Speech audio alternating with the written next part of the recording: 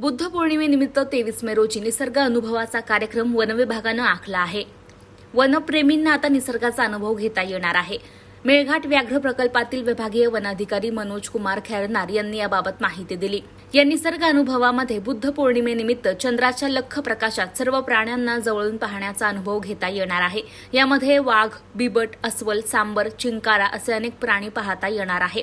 मेळघाट व्याघ्र प्रकल्पासह अकोला आणि पांढरकवडा वनविभाग हे मिळून जवळपास 191 मचान ऑनलाईन बुकिंगसाठी ठेवण्यात आलं आहे. त्या सर्व बुक झालेल्या आहेत. याच अनुषंगाने गुरुवारी 23 मे रोजी सकाळी शहानूर येथे ओरिएंटेशन प्रोग्राम ठेवण्यात आलेला आहे. तिकडे ज्यांचं ऑनलाईन बुकिंग झालं आहे त्यांना सर्व सूचना देण्यात येणार आहे. ऑनलाईन बुकिंग झालेल्या सर्व वन्य आणि निसर्ग प्रेमींना नियमांचं पालन करावं लागणार आहे. त्यांच्या जेवणाची, पाण्याची आणि मचानीपर्यंत पोहोचण्याची आणि परत घेऊन येण्याची व्यवस्था वनविभागानं केली आहे.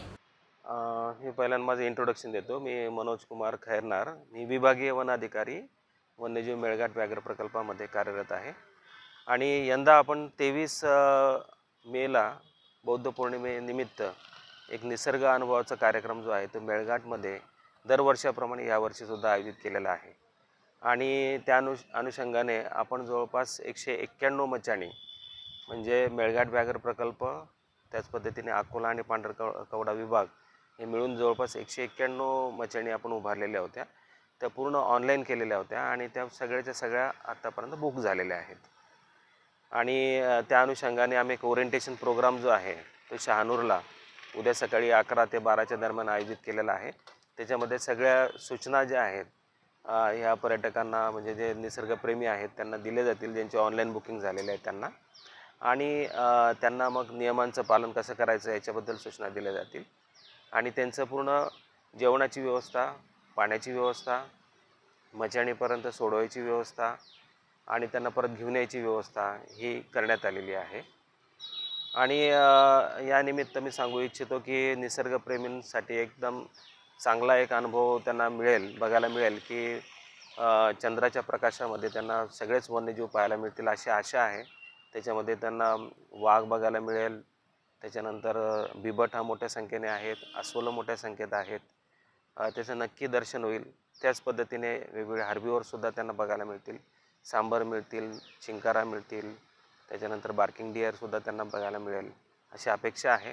आणि मी सगळ्यांना म्हणजे हा निसर्ग अनुभवाचा आस्वाद त्यांनी घ्यावा अशी त्यांना विनंती करतो आणि शुभेच्छा देतो. धन्यवाद. त्यामुळे प्राण्यांची गणना केली जाते की फक्त निसर्ग अनुभव असतात? हा फक्त एक निसर्ग अनुभव आहे. कारण की एक प्राणी जो आहे तो इतर दुसऱ्या पाणवठ्यावर गेल्यानंतर त्याचं डबल एक गणना होऊ शकते. त्या अनुषंगाने ही फक्त एक निसर्ग अनुभव म्हणून लोकांना जंगलाचा एक वेगळा अनुभव घेता येतो. जंगलामध्ये जो काही रात्रीचा जो अनुभव असतो, वेगवेगळे त्यांना आवाज ऐकायला मिळतात आणि एक वेगळा अनुभव घेण्यासाठी हा निसर्ग अनुभव म्हणून कार्यक्रम आपण राबवतो. गणनामधून पूर्वी राबवला जायची, परंतु त्याच्यामध्ये असं दिसलं की वारंवार तेच प्राणी एका मचाणाहून एका वॉटरहोल दुसऱ्या वॉटरहोल दिसत होते. आणि याच्यासाठी आता वेगळ्या पद्धतीने ट्रॅप कॅमेराचा कार्यक्रम जो आहे तो राबवला जातो टायगर रिझर्वमध्ये आणि सँच्युरीमध्ये सुद्धा. त्या अनुषंगाने सुद्धा आपली प्राणी गणना होत असते.